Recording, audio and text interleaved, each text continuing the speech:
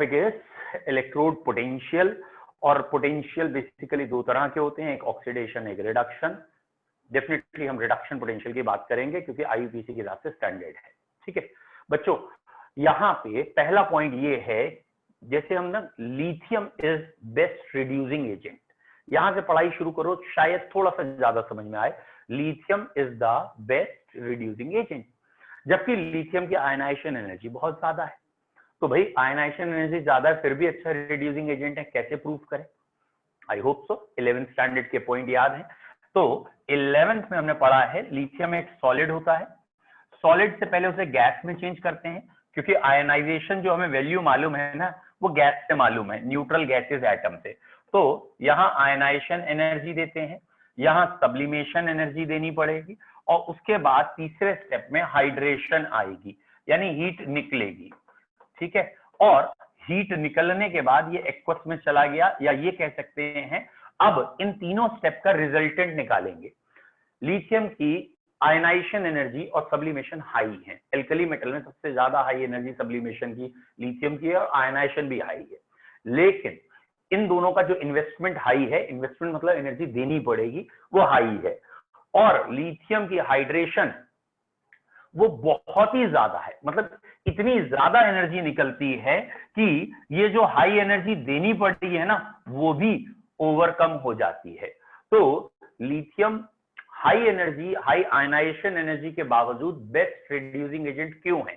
तो इसका आंसर है कि उसकी हाइड्रेशन एनर्जी आयनाइजेशन एनर्जी को सुपर इंपोज कर जा रही है, ओवरकम कर जा रही है, डोमिनेट कर जा रही है, और इसकी वजह से overall process delta H negative हो गया या डेल्टा जी नेगेटिव हो गया। और वो रिएक्शन जिनका डेल्टा जी नेगेटिव होता है वो स्पॉन्टेनियस होती है।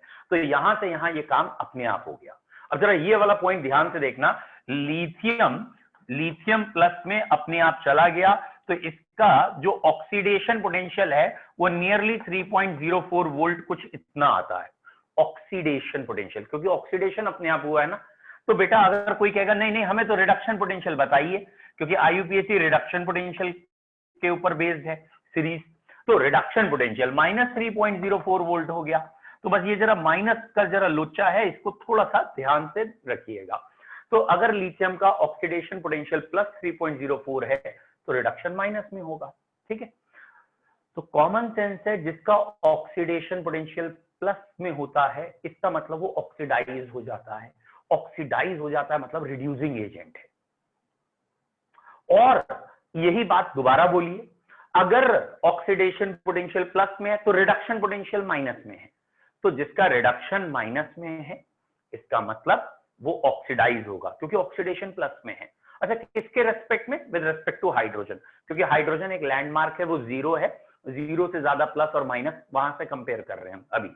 तो अगर मैंने कहा लिथियम का रिडक्शन पोटेंशियल -3.04 वोल्ट है, तो दिमाग में ले जाइएगा कि इसका ऑक्सीडेशन प्लस में है, ऑक्सीडेशन अपने आप होगा और इसलिए ये रिड्यूसिंग एजेंट होगा। ये चीज सोच लेना। अब हम आज की पढ़ाई में थोड़ा सोचते हैं और ये समझने की कोशिश करिएगा कि यहाँ तीन एनर्जीज लगती हैं। कौन कौन सी एनर्जी? एक जिसे बुक्स कह देती हैं एंथैल्पी ऑफ एटॉमाइजेशन, जिसे हमने पीछे अभी कहा था सब्लिमेशन। ये वो एनर्जी है जिसका डेल्टा जी कह लूं या डेल्टा एच कह लूं पॉजिटिव होता है। दूसरी है बेटा ionisation enthalpy first, ionisation enthalpy second. दो बारी आपको आयनाइज करना पड़ेगा, एक फर्स्ट और एक सेकंड, और दोनों बारी हीट देनी पड़ेगी। ठीक है, और तीसरी हमारी एनर्जी है जिसका नाम है एंथैल्पी ऑफ हाइड्रेशन। तो ये तीन एनर्जीज का रोल है जिसका डेल्टा एच माइनस में है। ठीक है, वो रिएक्शन अपने आप होती हैं जिनका डेल्टा जी माइनस में हो, यानी इन सबका रिजल्टेंट एक्सोथर्मिक या हीट निकलती हुई आनी चाहिए। तो ये वाला जो माइनस है अगर इन सारे प्लस को ओवरकम कर पाएगा, इतनी एनर्जीज को ओवरकम कर पाएगा, तो ये प्रोसेस होगा अपने आप। Is it clear? तो यहां पे हाइड्रेशन एनर्जी इज इंपॉर्टेंट। ये जो हाइड्रेशन एनर्जी है ये ज्यादा होनी चाहिए। पूछो बेटा शिव, क्या पूछ रहे हो? सर हाइड्रेशन एनर्जी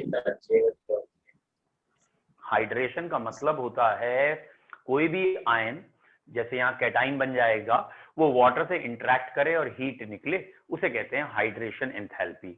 वाटर के आयन, उसको एनगल्फ कह लीजिए या इंटरेक्ट कह लीजिए, ये आपस में, ये कोई कैटाइन था, ये कैटाइन वाटर से इंटरेक्शन कर रहा है, तो वाटर इसके चारों ओर आ रहा है, और अब वो जो एनर्जी लूज कर रहा है, इस एनर्जी का नाम है हाइड्रेशन एंथैल्पी या hydration energy, which is inversely proportional to the size of ion. Water cations को भी अट्रैक्ट करता है, एनाइंस को भी अट्रैक्ट करता है। Inversely proportional to size of ion कहने का मतलब जितना आयन छोटा होगा उतनी हाइड्रेशन एंथैल्पी ज्यादा होगी। और पूछो कोई डाउट? बेटा एटॉमाइजेशन मैंने आपको पूरी एक हेडिंग अलग से पढ़ाई है, ये ग्राफ पढ़ाया है एटॉमाइजेशन में। दिस वन समवट ऐसा ग्राफ था, ये ग्राफ था, ये था एटॉमाइजेशन का। आई मीन टू से, अरे मेल्टिंग पॉइंट वाला और एटॉमाइजेशन का सेम ग्राफ था, और उसमें ये डिप था।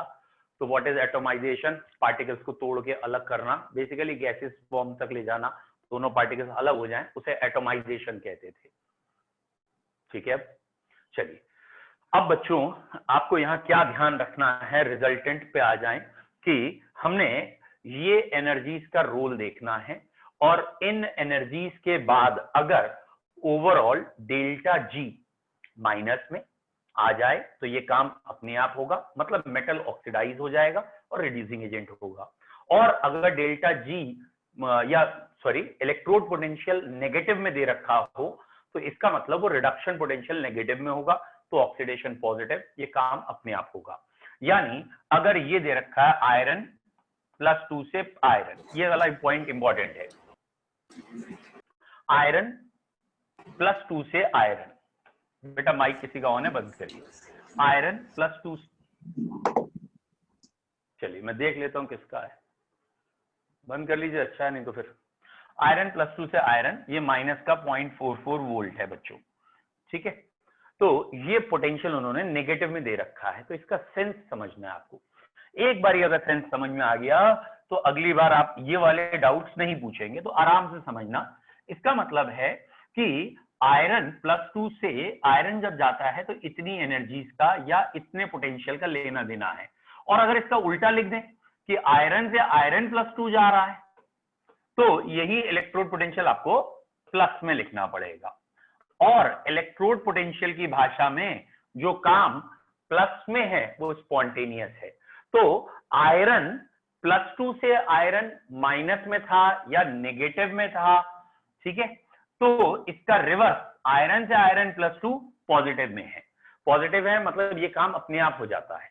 मतलब क्या है कि आयरन अगर +2 में अपने आप चला गया तो इसका सेंस है इसमें जो 3 एनर्जीज हैं, कौन सी, सब्लिमेशन या एटॉमाइजेशन का हो या आयोनाइजेशन का हो, और तीसरी एनर्जी हाइड्रेशन।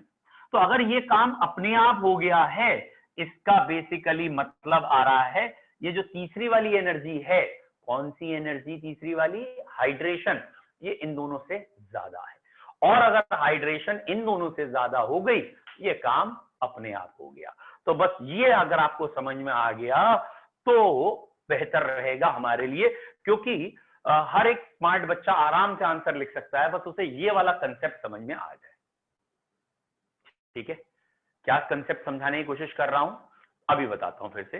ये समझाने की कोशिश कर रहा हूं कि अगर हाइड्रेशन एनर्जी सब्लिमेशन और आयनाइजेशन के सम से ज्यादा निकल गई तो इसका मतलब ये हाइड्रेशन इसे ओवरकम कर रही है, डेल्टा जी नेगेटिव आ गया, तो ये वाला काम अपने आप हो गया। और अगर हाइड्रेशन कम पड़ गई और सब्लिमेशन आयनाइजेशन ज्यादा है तो ये काम अपने आप नहीं होगा। किसी को डाउट है तो पहले पूछो, किसी को डाउट है तो पूछिए। सर -0.44 क्यों नहीं किया? ये माइनस में ध्यान से देखिए, गिवन था कब से कब तक, +2 से 0 का, +2 से 0 माइनस में गिवन था, तो 0 से +2 प्लस में लिख दिया। या आप वैसे सोचो ना, सिंपल भाषा में ये रिडक्शन पोटेंशियल गिवन था, आईयूपीएसी हमेशा रिडक्शन पोटेंशियल देगी, ये रिडक्शन पोटेंशियल गिवन था, अगर ऑक्सीडेशन पोटेंशियल में चेंज करना पड़ेगा, ये तो ऑक्सीडेशन हो रहा है तो साइन बदल देगी, सिंपल।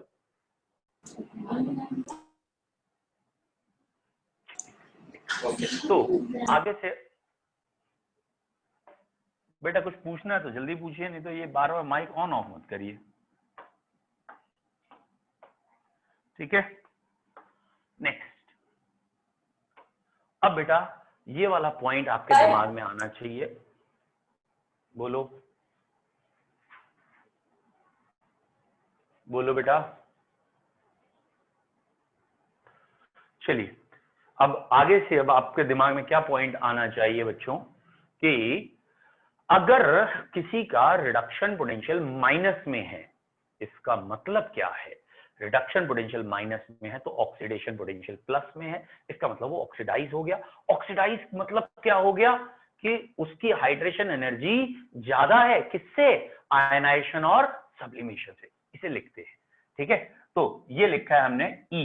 बेटा स्टैंडर्ड, अगर मैंने कुछ नहीं लिखा है तो वो कॉमन सेंस है, रिडक्शन पोटेंशियल है Mn या M+2 से M, ये है नेगेटिव, ये पॉइंट अगर ये नेगेटिव है इसका मतलब क्या है, इसका मतलब कि इसका oxidation potential positive, that means M से M+2 इजीली चला जाएगा, ये प्रोसेस स्पॉन्टेनियस होगा, M से M+2 जाना स्पॉन्टेनियस होगा, और ये हाइड्रोजन से ज्यादा पावरफुल होगा क्योंकि हाइड्रोजन कंपैरेटिव है, हाइड्रोजन की वैल्यू 0 मानी है, और अगर ये प्लस में है तो हाइड्रोजन से ज्यादा है। और अगर इसका ऑक्सीडेशन हो सकता है तो ऑब्वियसली जिस भी चीज का ऑक्सीडेशन होता है वो रिड्यूसिंग एजेंट की तरह काम कर सकती है। इसमें किसी को डाउट है तो बताइए। और एक पॉइंट और, एक मिनट, एक पॉइंट और कि अगर ये काम अपने आप हो गया तो यहां का पॉइंट क्या था कि हाइड्रेशन एनर्जी ज्यादा थी, सब्लिमेशन जिसे एटोमाइजेशन कहें और आयोनाइजेशन इन दोनों से ज्यादा थी, इसलिए ये काम हो गया है। ये वाला अगर ग्राफ आपको, या ये जो लास्ट 4 पॉइंट लगे लिखे हैं, समझ में आ गए तो बहुत अच्छे हैं, बोलो आए समझ में, कलर चेंज यस सर आ गए। Very good, thank you, very nice, very good. अब बेटा अगर ये वाला पॉइंट आपको समझ में आ गए हैं तो आगे के क्वेश्चंस बड़ी जल्दी होंगे, और कॉमन सेंस लगा के लॉजिक दे देना, कॉमन सेंस, ठीक है। जैसे मैंने कभी आपसे कह दिया, ये वाले पॉइंट पे ही है वैसे, रुको यार पहले मैं थोड़ा यही साइड में रख लूं, बार बार कहां तक इसे बुलाते रहूंगा, ठीक है, मैं इसे यहीं रख लेता हूं, जब इसकी जरूरत होगी तो इसे बुलाएंगे। अब बेटा जैसे मैंने अभी आपसे कह दिया, सपोज दैट कि E0 कॉपर +2 ओब्लिक कॉपर, ये है प्लस के 0.34 volt, what do you understand by this, इसका क्या मतलब निकाल रहे हो, सोचो। सर हाइड्रेशन एनर्जी ज्यादा है। Very good sir, hydration energy कम है, सब्लिमेशन उनके हाइड्रेशन एनर्जी कम है। बहुत बढ़िया, वेरी गुड, दिमाग आपने बहुत बढ़िया लगाया, बिल्कुल सही आंसर है आपका। ये समझ में आ गया, इसका मतलब कि यहाँ पे जो, बल्कि मैं इसे ऐसे लिखूं ही क्यों बेटा, हम इसमें सीधा कहेंगे ना, यहाँ पे जो कॉपर +2 है वो कॉपर में अपने आप जा रहा है क्योंकि रिडक्शन पोटेंशियल पॉजिटिव है। इसका मतलब ये वाला प्रोसेस स्पॉन्टेनियस नहीं है। कौन सा प्रोसेस स्पॉन्टेनियस नहीं है? कॉपर पहले चेंज होता था, कॉपर गैस में एटोमाइज होता था, फिर कॉपर +1 में जाता था, फिर कॉपर +2 में जाता था, फिर हाइड्रेशन एनर्जी होके कॉपर एक्वस में जाता था। यहां तक समझ में आया? ये ओवरऑल हमारे स्टेप्स थे। यहाँ की energy atomisation, enthalpy of atomization, यहाँ की एनर्जी आयोनाइजेशन फर्स्ट, यहाँ की एनर्जी आयोनाइजेशन सेकेंड, और यहाँ की एनर्जी हाइड्रेशन एनर्जी।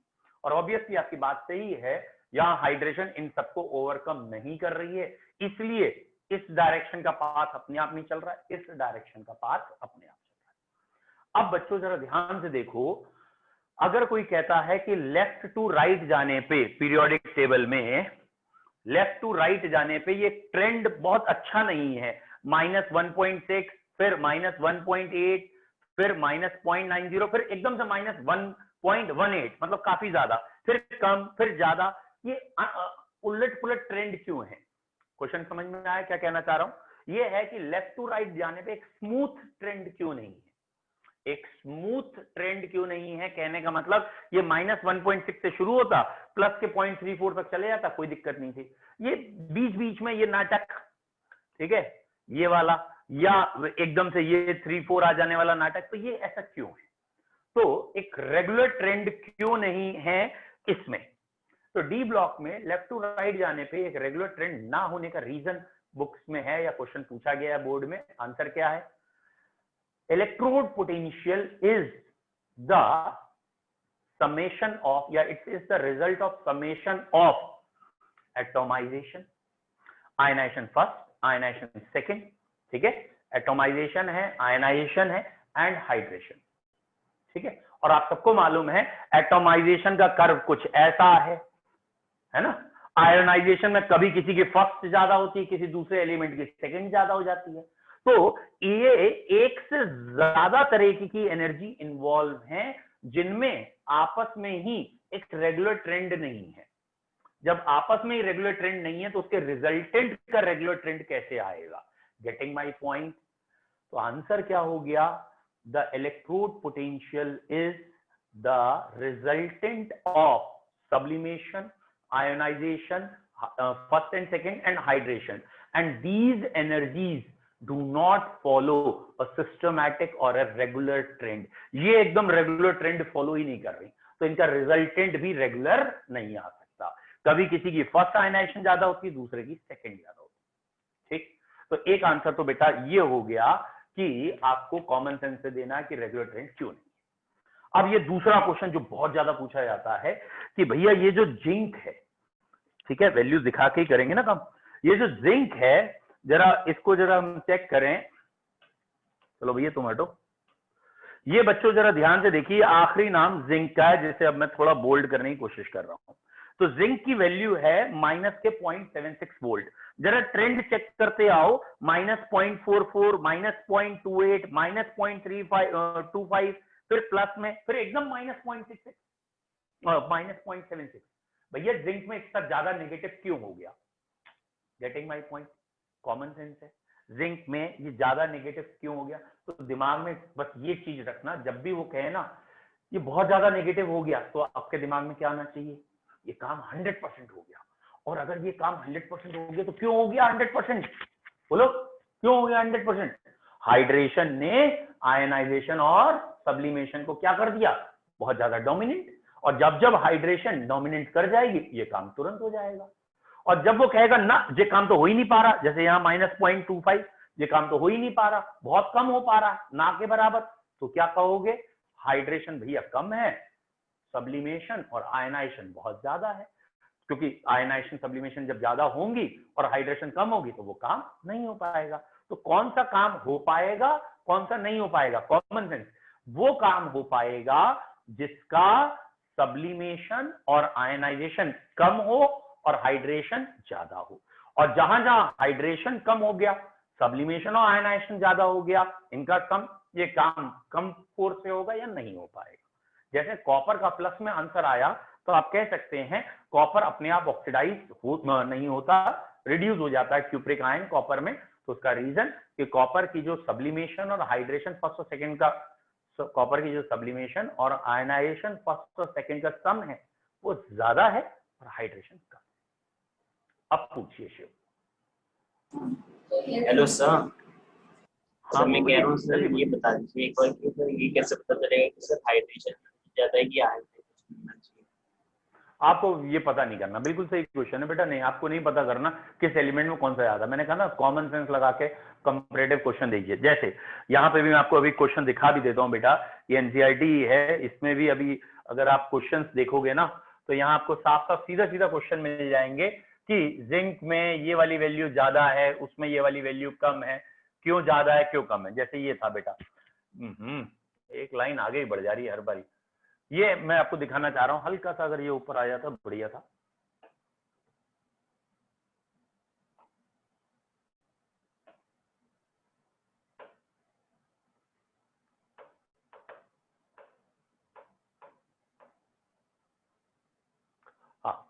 बेटा जरा ये लास्ट लाइन पे अगर आपको दिख रहा हो, फोकस कर लो, ये वाली लास्ट लाइन।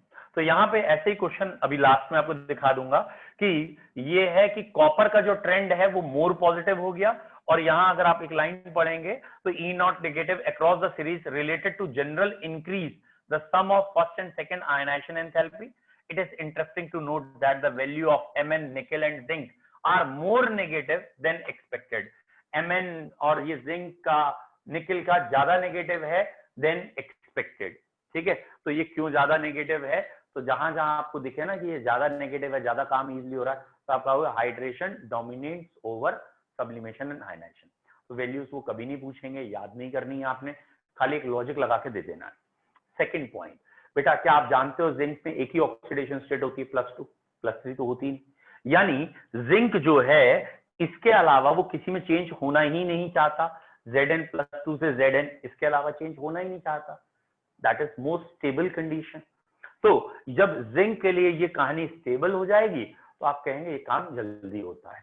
जहां जहां आप ये देखोगे कि मोर स्टेबिलिटी अटेन हो रही है, काम तुरंत हो जाता है। क्यों? क्योंकि जिंक ने अगर एक इलेक्ट्रॉन छोड़ रखा है, एक और छोड़ते ही वो 3d10 अटेन कर लेगा, तो तुरंत दूसरा इलेक्ट्रॉन भी छोड़ देता है।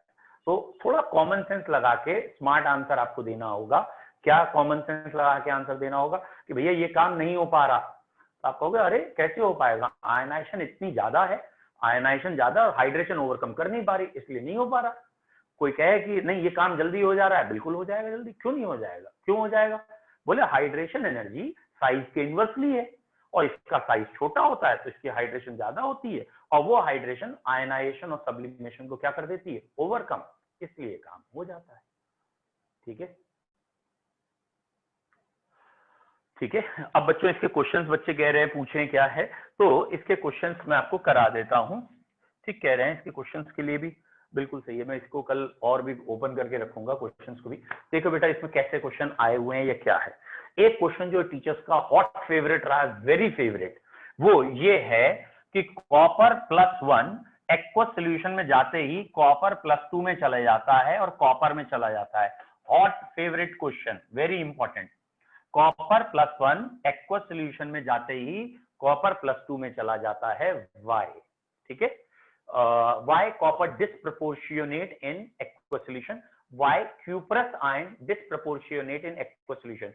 टिक कर लो, लिख लो, याद कर लो, 101% इंपॉर्टेंट है, कहीं ना कहीं साल में जरूर मिलता है ये आपके first term, second term, final, board examination, नहीं तो किसी कंपटीशन, कहीं ना कहीं टकराता जरूर है एक बारी, और ये टीचर पूछता जरूर है। कॉपर +1 कॉपर +2 और कॉपर में जाता है काहे? तो कोई बच्चा बताना चाहेगा रीजन? एक बच्चे ने अभी आंसर दिया बिकॉज ऑफ इट्स स्टेबिलिटी। चलिए और कोई खास अच्छा, मतलब जैसे एग्जामिनर पढ़े उससे आगे पढ़ने की जरूरत ना पड़े, बोले आड़ा ठीक कह रहा है, बिल्कुल बढ़िया, वेरी गुड। इसका आंसर पता बच्चों क्या है? इसका आंसर ये है जो कॉपर +1 है ना sir, second ionisation energy higher होती है। सेकंड तो सबकी फर्स्ट से हायर होती है, थोड़ा सा और सोच के बोलो, बिल्कुल सही डायरेक्शन है, लेकिन थोड़ा और हाइड्रेशन एंथैल्पी की वजह से बात आपको ना किक करनी है, तो इसी जगह हैमर मारनी है, एग्जामिनर उस पॉइंट्स को पकड़ रहा है। Very good. देखो बेटा यहाँ कॉपर +2 में जब जाएगा तो इतना कॉमन सेंस है, एनर्जी देनी पड़ेगी, उसे कहेंगे सेकेंड आयोनाइजेशन एनर्जी। अब इसका वाटर से इंटरेक्ट किया और अब ये कॉपर एक्वस सॉल्यूशन में चला गया, यहां जो हीट निकली उसको हमने कहा हाइड्रेशन एंथैल्पी। तो ये कहा कि कॉपर की जो सेकेंड आयनाइजेशन थी उससे कहीं ज्यादा क्यूप्रिक आयन की हाइड्रेशन है, कॉपर की सेकेंड आयनाइजेशन से ज्यादा क्यूप्रिक आयन की हाइड्रेशन है। मतलब इसे यहां से यहां चेंज करने के लिए सपोज 100 जूल एनर्जी देनी पड़ी, लेकिन जैसे ही 100 जूल एनर्जी दी ये बना, तो ये जैसे ही बनेगा ये हाइड्रेशन करके 1000 जूल एनर्जी बाहर निकाल देगा। तो ये जो खर्चा हुआ था 100 जूल का वो कंपनसेट हो गया, और कंपनसेट हो गया तो ये वाली चीज बन गई, क्योंकि जिस रिएक्शन का डेल्टा जी नेगेटिव होगा वो अपने आप होगी। डेल्टा जी नेगेटिव होने के लिए डेल्टा एच भी नेगेटिव होना चाहिए, यानी एक्सोथर्मिक प्रोसेस हो तो जल्दी होता है डेल्टा जी नेगेटिव। तो सिंपल भाषा में क्या कहना है अब आपको कि भैया कॉपर +1 से +2 जाते समय एनर्जी देनी पड़ी, उसका नाम था आयोनाइजेशन। ठीक है, उसके बाद हाइड्रेशन निकली, जो हाइड्रोजन निकली वो आयोनाइजेशन से कहीं ज्यादा निकली, तो ओवरऑल तो एनर्जी निकल गई ना। Loss of energy means gain of stability. Chemistry में स्टेबिलिटी और एनर्जी इनवर्सली है, जो स्टेबल ज्यादा उसकी एनर्जी कम है। तो यहां से यहां जाते समय एनर्जी निकल गई। इसलिए अब एग्जाम में आंसर कैसे लिखोगे? एग्जाम में सिर्फ इतना लिखना होता है, the hydration energy of cupric ion is more than the ionisation energy of cuprous. जब क्यूप्रस कह दिया है तो डायरेक्ट आयनाइजेशन कहेंगे, जब कॉपर वर्ड कहते हैं तो सेकेंड आयनाइजेशन कहेंगे। It is a common sense. फिलहाल hydration energy of cupric ion is more than ionization energy of cuprous. पूछो बेटा जल्दी से। सर हाइड्रेशन आयनाइजेशन से ज्यादा है, ये कैसे पता चलेगा? हाँ, यही तो क्वेश्चन था। आप क्वेश्चन सुनो ना बेटा। क्वेश्चन क्या है? क्वेश्चन ये है, क्यूप्रिक आयन या ये जो कॉपर है ये अपने एक्वस सॉल्यूशन है, इसमें चला गया। तो कॉमन सेंस क्या रखना है, ये काम तो हो ही रहा है। अब ये काम हो रहा है, अब हमें प्रूफ करना है ये कैसे हो रहा है, क्योंकि ये काम तो हो रहा है। वो खुद ही एग्जामिनर कह रहा है कि क्यूप्रस आयन एक्वस सॉल्यूशन में जाके क्यूप्रिक और कॉपर में चेंज हो जाता है, और उसके बाद लगता है एक्सप्लेन व्हाई, या क्वेश्चन देता है why cuprous ion disproportionate in solution. Disproportionate मतलब अपना ही ऑक्सीडेशन, अपना ही डिसोसिएशन। तो अपना ही ऑक्सीडेशन, अपना ही रिडक्शन। तो ये क्यों हो रहा है? वो तो खुद ही कह रहा है ये हो रहा है। अब वो कह रहा है क्यों, तो उस क्यों का आंसर ये है क्योंकि ये अपने आप इसलिए हो रहा है कि ये फायदे का सौदा दिख रहा है, इसलिए हो रहा है। अगर ये नुकसान का सौदा होता तो नहीं। फायदे नुकसान कहने का मतलब क्या है कि जब भी किसी भी एलिमेंट की एनर्जी कम हो जाती है तो स्टेबिलिटी बढ़ जाती है। जैसे हाइड्रोजन अकेला क्यों नहीं एग्जिस्ट करता? क्योंकि हाइड्रोजन से जब वो H2 बनता है तो इस बॉन्ड बनाते समय एनर्जी निकलती है, इसलिए स्टेबिलिटी आती है। तो जब भी बॉन्ड बनते हैं तो एनर्जी निकलती है, स्टेबिलिटी अटेन होती है, तो बॉन्ड बनाया जाता है। सेम यहां से यहां आते समय भले यहां बॉन्ड नहीं बन रहा लेकिन एनर्जी लॉस हो रही है। एनर्जी लॉस हो रही है और जो एनर्जी दी गई थी उससे ज्यादा लॉस हो गई, इसलिए स्टेबिलिटी आ गई, इसलिए काम अपने आप हुआ। तो ये वाले क्वेश्चन यहां पे बनते हैं। बोलो बेटा, और कोई डाउट? जल्दी बोलिए, बताओ। और किसी को डाउट है तो जल्दी पूछो। वेरी गुड, बहुत बढ़िया। और बेटा जिस जिसके समझ में आ गया ना वही अगला पॉइंट बता पाएगा। अगला पॉइंट या अगली हेडिंग बाकियों को तो समझ में ही नहीं आएगी। जिसने ये चीज समझी लास्ट क्वेश्चन, वही अगला क्वेश्चन कर पाएगा या अगली हेडिंग समझ पाएगा। मैं अगली हेडिंग दिखा देता हूं, एनसीईआरटी की है बेटा। अगली हेडिंग जो एनसीईआरटी की है वो ये है, ये लिखी है। और ये जो इतना सा पैराग्राफ है ना, मैं इसे थोड़ा सा येलोइश करता। बे रुकता जा, चले पढ़े। हाँ जी, ये तुम यार सभी के सभी इकट्ठे कलर होने की सोचते हो। हाँ, ये जो मैंने अभी येलोइश किया है ना, और पता नहीं पिछली बार कैसे डार्क येलोइश हो गया था, वो डार्क येलोइश हो जाए, मजा आ जाए। चलिए, ये वाला जो पैराग्राफ है ये है ट्रेंड इन M+3/M+2 इलेक्ट्रोड पोटेंशियल। ठीक है, इसकी बहुत डिटेल तो अभी आगे है, लेकिन फिर भी M+3 से M+2 के पोटेंशियल के बारे में बात करनी है। यानी अब हम बात करने जा रहे हैं इलेक्ट्रोड पोटेंशियल ऑफ दिस। ठीक है, यानी रिडक्शन पोटेंशियल ऑफ दिस +3 से +2। तो अगर आपको पिछली हेडिंग समझ में आई तो आप बहुत जल्दी कर दोगे। क्या है ये? M+2 बन चुका है। ध्यान से सुनना, शुरुआत से M+2 बन चुका है, यहां से यहां तक के प्रोसेस का कोई लेना देना अब नहीं है। अब बात हो रही है बस इसके अगले स्टेप की। तो अगर +2 से ये +3 जाएगा तो एक एनर्जी देनी पड़ेगी, आयोनाइजेशन एनर्जी, और दूसरी एनर्जी निकलेगी, हाइड्रेशन एनर्जी। बोलो भैया, बताओ भैया। अगर +2 से +3 गया तो एनर्जी देनी पड़ी, आयोनाइजेशन एनर्जी निकली, हाइड्रेशन। अगर हाइड्रेशन आयोनाइजेशन से ज्यादा हुई, अगर हाइड्रेशन आयोनाइजेशन से ज्यादा हुई तो ये काम अपने आप हो गया। ये काम अपने आप हो गया तो ऑक्सीडेशन पोटेंशियल प्लस हो गया, ऑक्सीडेशन पोटेंशियल प्लस हो गया तो रिडक्शन पोटेंशियल माइनस हो गया। ये जरूर ध्यान रखना, ऑक्सीडेशन प्लस तो इसका मतलब ये वाला reduction minus, whatever the value, -1.1 volt और व्हाटएवर द वैल्यू। तो जब जब हाइड्रेशन एनर्जी आयनाइजेशन से ज्यादा होगी तो ये काम अपने आप हो जाएगा और ऑक्सीडेशन प्लस हो जाएगा, रिडक्शन माइनस हो जाएगा। और एग्जामिनर रिडक्शन में क्वेश्चन देगा, थोड़ा ध्यान रखना, तो रिडक्शन आपको वहां क्या रखना होगा, नेगेटिव। ठीक है, अब दो में कंपैरिजन दे दिया उन्होंने, दो अलग अलग एलिमेंट्स में। जैसे ये थोड़ा सा टफ हो जाएगा, लिटिल बिट, थोड़ा सा। उन्होंने ये कहा एक एलिमेंट, मैं नाम लेके चल रहा हूं, नाम नहीं लूंगा क्योंकि फिर ये होगा कि आप प्रैक्टिकल वैल्यूज देखोगे। पहले मैंने एक जनरल कह दिया, एक M नाम का मेटल है, वो +2 से +3 जा रहा है। M नाम का मेटल +2 से +3 जा रहा है। दूसरे नाम को रख लेते हैं N, थोड़ा नाम एकदम बदल लेते हैं, P नाम का मेटल है, +2 से +3 जा रहा है। ठीक है, दोनों के पोटेंशियल दे दिए। जैसे मान लो पहले वाले में उन्होंने ये कहा है E0, भाई एग्जामिनर तो +3 से +2 ही देगा, तो मैं भी वही बोलता हूं। अगर उसने +3 से +2 दे रखा है, सपोज -1.1 वोल्ट, और ये दे रखा है दूसरे में P +3 से +2, ठीक है, -0.15 वोल्ट। ठीक है, अब बच्चों इससे उन्होंने कहा क्या इंटरफेरेंस आप निकालते हैं, इन दो वैल्यू से आपको क्या समझ में आता है, इन दो वैल्यू से आपको क्या समझ में आता है कि एक -1.1 वोल्ट है, एक -0.15 वोल्ट है।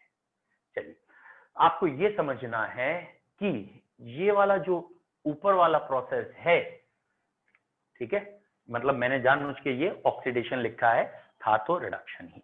ठीक है, तो ये जो पहला वाला प्रोसेस है ये बहुत जल्दी होगा, पहला वाला प्रोसेस बहुत जल्दी होगा। इसकी हाइड्रेशन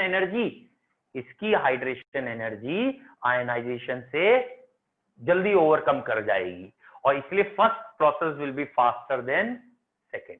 लेकिन ध्यान से देखना कौन सा मैंने लिखा है, कहीं बच्चे ये ना कहें कि ये तो +3, मैंने +2 से +3 लिखा है, यानी ऑक्सीडेशन लिखा है। और जब मैं इन्हें ऑक्सीडेशन में चेंज करूंगा तो साइन बदल जाएंगे, और साइन जैसे ही बदलेंगे तो ये वाली वैल्यू बड़ी दिखेगी। जब बेटा ये वाली वैल्यू बड़ी है तो ये काम अपने आप हो गया, और ये काम अपने आप हो गया, इसका मतलब इसकी हाइड्रेशन इसकी आयनाइजेशन से ज्यादा है। ये काम हो रहा है, हाइड्रोजन के मुकाबले तो हो रहा है, लेकिन इसकी वैल्यू उससे कम है, तो इसका मतलब इसकी हाइड्रेशन अपनी आयोनाइजेशन से या सब्लिमेशन आयनाइजेशन से कम है। कोई डाउट जल्दी पूछो, कोई डाउट? चलो बच्चों, कोई डाउट लग नहीं रहा। अब एक बार इस ट्रेंड्स को, इनके क्वेश्चंस को आप रिवाइज करके देखेंगे, एक बार पढ़ के देखेंगे, और ऑब्वियसली लास्ट ईयर के क्वेश्चंस देखेंगे। और बेटा आपको शायद बता भी दिया होगा, सब बच्चों को मालूम है यार, संडे को पेपर है इस बारी IIT एडवांस का। कुछ बच्चे हमारे हैं जो एडवांस की तैयारी कर रहे हैं, पेपर दे रहे हैं, तो उनके साथ हम लिटिल बिट बिजी हैं। और संडे के बाद तो मंडे को जो भी आपको अब नोट्स मिलेंगे या असाइनमेंट मिलेंगे वो मैं दूंगा आपको। अभी तो थोड़ा सा मैं काम डिवाइड कर रखा है। हाँ, उसके बाद जो आपको नोट्स या डेली टू डेली क्वेश्चंस मिलते हैं ना, वो मैं सप्लाई करूंगा। जब मैं पास ऑन करूंगा आपको, तो ऑब्वियसली उसकी क्वालिटी का लेवल या स्टडी के लेवल से वो बहुत ज्यादा मैच करेंगे। ओके, मतलब जैसे ही मैंने पढ़ाया मैं उसी चीज के क्वेश्चन दे दूंगा ना, तो एकदम मैचिंग ज्यादा हो जाएगी। तो आपको जो थोड़ी बहुत प्रॉब्लम आ रही है ये वाली, वो नहीं आएगी। ठीक है, तो जैसे मैंने इलेक्ट्रोड पोटेंशियल पढ़ाया तो पोटेंशियल के 5 क्वेश्चन दे दिए। अब मान के चलो इस चैप्टर में पोटेंशियल के बाद कोई भी टॉपिक टफ नहीं है, चैप्टर फिनिश पे है, मतलब डी ब्लॉक फिनिश पे। चलिए देखिए, अब इसके बाद अगले प्रॉपर्टीज शुरू करते हैं एक एक करके, और बहुत फास्ट खत्म होगी, बहुत फास्ट। डी ब्लॉक एलॉयज बनाते हैं। हाँ भैया, why they form alloy? D block के एलिमेंट एलॉयज। एलॉय तो पता ही होगा, एलॉय का मतलब होता है मेटल्स का फिजिकल कॉम्बिनेशन। दो या दो से ज्यादा मेटल मिक्स कर दें, वो आपस में ऐसे मिक्स रहें कि बाहर से अलग भी ना दिखें, and so and so. These are alloys. For example gold, बेटा जितने भी हम गोल्ड के ऑर्नामेंट बनवाते हैं वो 24 कैरेट गोल्ड या 100% गोल्ड के नहीं होते, सभी को पता है। तो 24 carat gold is pure gold. उसके अंदर कॉपर की इंप्योरिटी मिलाई जाती है, कॉपर मिलाया जाता है, because pure gold is very much malleable, ductile, लचीला होता है, और उसमें हार्डनेस नहीं आएगी तो शेप रहेगी नहीं। तो उसकी शेप मेंटेन रखने के लिए हमें कॉपर मिलाना पड़ेगा। तो गोल्ड में कॉपर मिलाया तो कॉपर और गोल्ड का एलॉय बन गया। सिमिलरली बहुत सारे एलॉयज हैं, तो डी ब्लॉक वाले एलॉयज बड़े आसानी से बनाते हैं। Why they form alloys easily? क्योंकि बेटा एलॉय बनाने के पीछे फंडामेंटल क्या है? Similar size. क्योंकि डी ब्लॉक के एलिमेंट का साइज आसपास है, अगर दो मेटल के एटम का साइज 10, 15, 20% के आसपास की रेंज में होता है तो एक को हटाओ दूसरे को लगा दो। Common sense. मतलब ये अभी मैंने आपको जैसे कल परसों में दिखाया था, क्रिस्टल्स होते हैं, कुछ का स्ट्रक्चर HCP होता है, कुछ का CCP लैटिस, ये स्ट्रक्चर होते हैं, एटम ऐसे प्रेजेंट होते हैं। तो ये मैं जो बना रहा हूं वो हेक्सागन है, तो हेक्सागन स्ट्रक्चर ऐसे है। तो कॉमन सेंस से अगर मैं चाहता हूं यहां से ये वाला गोला गायब हो, तो ये वाला गोला गायब होके किसी दूसरे एलिमेंट का यहाँ गोला फिट करना चाहते हैं, तो भैया वो दूसरा एलिमेंट अगर बहुत ही छोटा होगा तो यहाँ फिटिंग में नहीं आएगा ना। फिटिंग में कब आएगा? वो जगह कब ले सकता है? जब साइज लगभग बराबर हो। तो डी ब्लॉक के एलिमेंट फ्रीक्वेंटली एलॉय बना सकते हैं। ब्रॉन्ज, जर्मन सिल्वर, ब्रास, ये जितने भी हैं ऑलमोस्ट सब में डी ब्लॉक एलिमेंट्स हैं।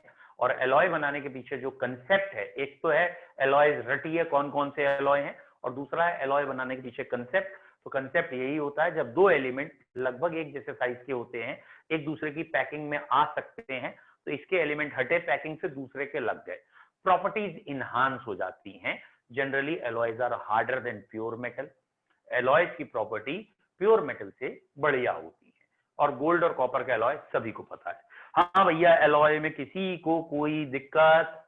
जल्दी बताओ, एलॉय में कोई क्वेश्चन पूछना है? एलॉय के एग्जाम्पल नहीं पूछने, एग्जाम्पल तो आप बुक से याद कर सकते हैं या नोट्स में मिल जाएंगे। एग्जाम्पल मतलब कोई पूछे ब्रास में क्या क्या है, तो शायद कॉपर और जिंक होगा, कॉपर और टिन होगा, ब्रॉन्ज में तो वो याद करिए, अदरवाइज एलॉय इसे कहते हैं।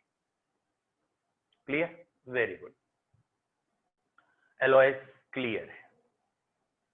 ठीक, नेक्स्ट डी ब्लॉक वाले जो हमने पहले पढ़ा है उसके हिसाब से अगर सोचें, they are very good catalyst. याद है सरफेस केमिस्ट्री में थोड़ा बहुत पढ़ा है हमने। डी ब्लॉक वाले बहुत ही अच्छे कैटलिस्ट, जैसे आपने हिबर्स प्रोसेस लिया, उसमें आयरन कैटलिस्ट होता है। आप लेड चैम्बर प्रोसेस ले लीजिए, प्लेटिनम कैटलिस्ट होता है, वेनेडियम ऑक्साइड होता है। तो जनरली जो कैटलिस्ट हैं वो डी ब्लॉक वाले एलिमेंट हैं। क्यों?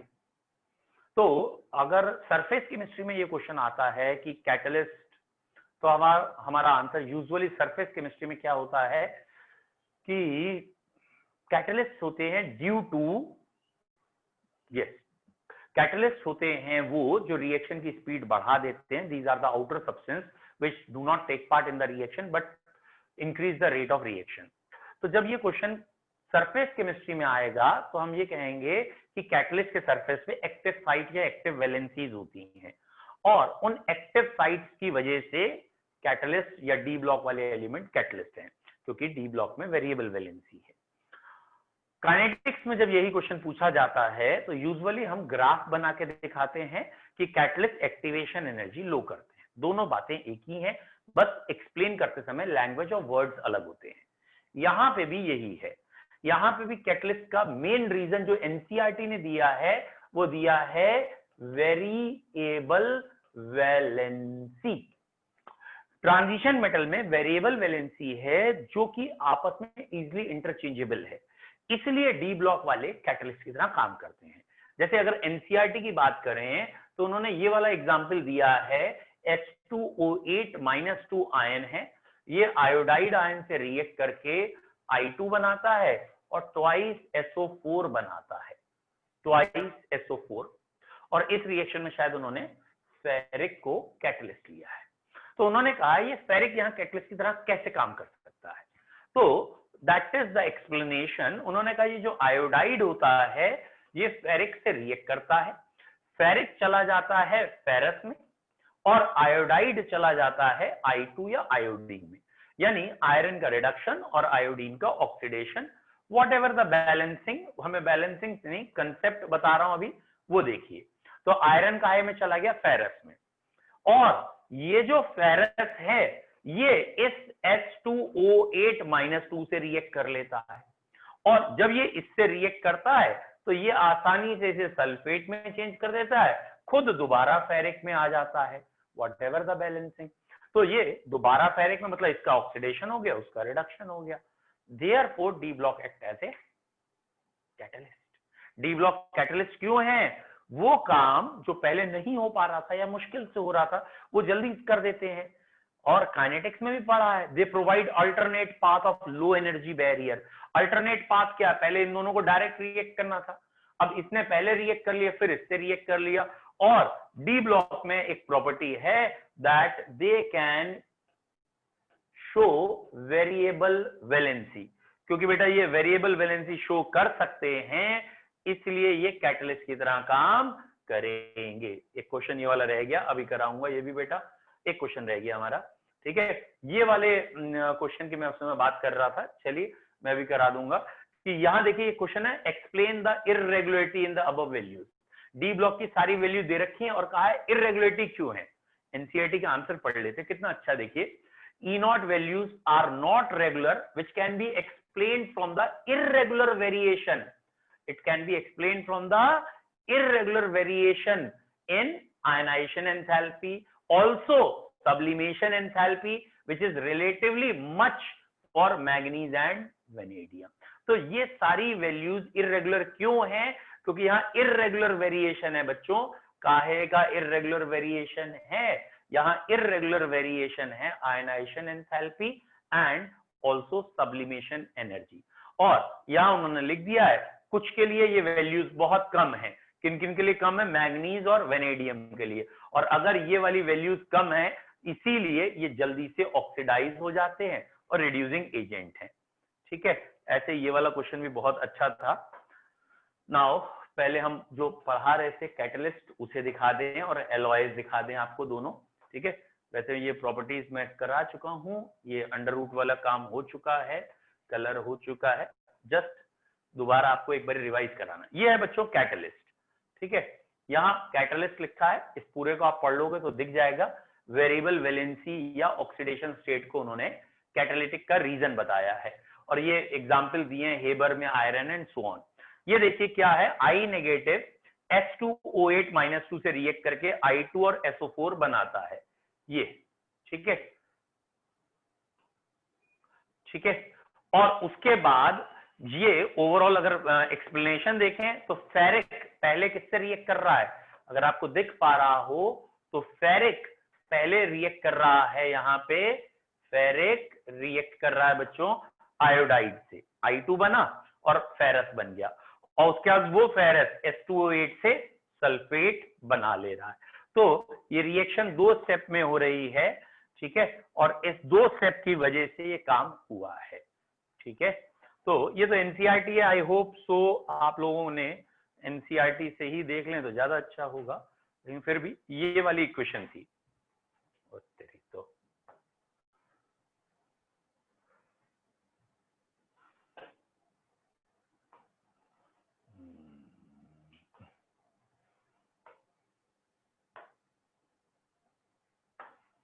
चलिए ये तो आप उसमें देख ही लेंगे।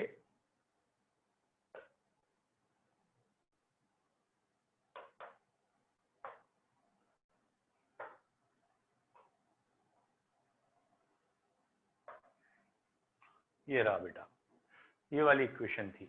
आई होप सो आपको मैंने जो लिख के दिखाई वही तो लिखी है, इसमें मैं क्या दूँ। अच्छा एक मैंने अभी आपको और कहा एलॉय फॉर्मेशन, ये रही heading. Alloy is a blend of metal prepared by mixing the component. Alloy may be homogeneous solid solution in which the atom of one metal is distributed randomly among the atom of other. Such alloys are formed, यहाँ से important है, such alloys are formed by atoms with metallic radii within about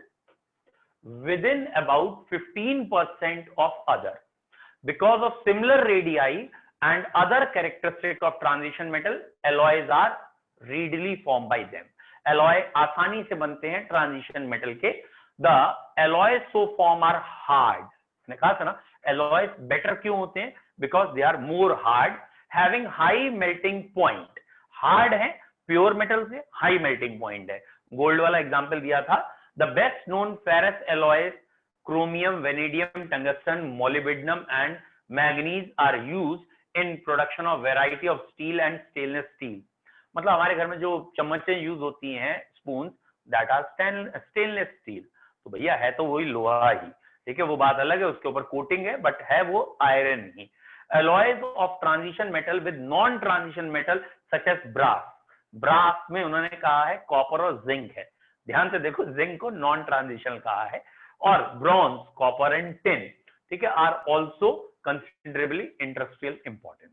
तो alloys क्यों बनते हैं, इसमें example कम है, लेकिन क्यों बनते हैं एलॉयज, क्योंकि वेरी गुड, आपको यहाँ क्या याद रखना है, इनका साइज 10 से 15% के आसपास है, इसलिए। तो डी ब्लॉक जब छोटे छोटे से कैरेक्टर रह गए हैं, और इस साल KMNO4 और K2Cr27 हटा दिया है, बट मेरी इच्छा है और मेरी राय है आप पढ़ लीजिए या मुझसे पढ़ लीजिए, क्योंकि कंपटीशन बहुत आता है, थोड़ा बहुत अगर आपको नॉलेज होगी तो आसपास के क्वेश्चन आपसे हो जाएंगे। फिलहाल इस साल के कोर्स में थोड़ा सा और बचा है, जो कट हो गया वो मैं कल दिखा दूंगा आपको, जो कट हो गया वो चाहेंगे तो आप नहीं पढ़ाएंगे।